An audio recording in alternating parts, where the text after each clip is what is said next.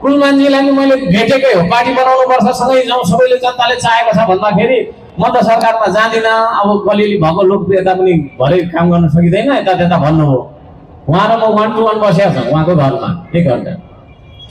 म त सरकारमा जान्न भन्नुभयो। 24 घन्टा नपुगिकन फोन पनि उठाउनु हुँदैन, 3टा मन्त्रालय पाउनु भएछ, उहाँको सेक्रेटरीले भरे 3टा मन्त्रालय हामीले पायौँ भन्नुभयो। ओके, बधाई छ। डोन्ट लाइ टु अस, नट हाट्नुहोस्, नट हाट्नुहोस् प्लिज। धरती पुत्र हो म है, रुखो बोल्छु, झुटो बोल्दिनँ। नट हाट्नुहोस्, नट हाट्नुहोस्। ढाँटेर राजनीति गर्नु छैन मलाई है। तपाईलाई मन पर्छ भने मलाई भोट दिनुहोस्, नदिँदा नदिँदाको हुन्छ, म एक्लै भए पनि काफी छु, तर ढाँटेर चाहिँ म राजनीति गर्दिनँ है।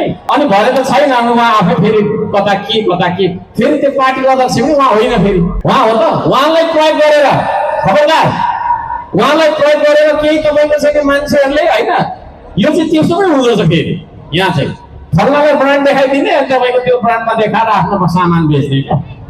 त्यो खालको अवसरवादीहरूलाई पनि खबरदारी गर्न चाहन्छु म। नढाट्नुहोस् प्लिज, नढाट्नुहोस्। माटो छोएर कसम खाऊ, आज छातीमा हात राखेर हिम्मत छ आँखामा आँखा लगाएर कुरा गर्नु। यो देशलाई बेच्न पाइँदैन। बरु हामीलाई यो बिजुलीको खम्बासम्म केही पनि चाहिँदैन, निकालेर लाँदा हुन्छ, तर यो माटो बेच्न पाइँदैन, माटो बेच्न पाइँदैन।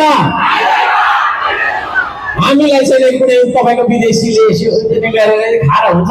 बरु हामी साग र सिस्नो तपाईँको चाहिँ घोटेर खान्छौँ। सिस्नोको जरा खाएर बाँचेको पुर्खाले तपाईँको जोगाइदिएको देश हो यो।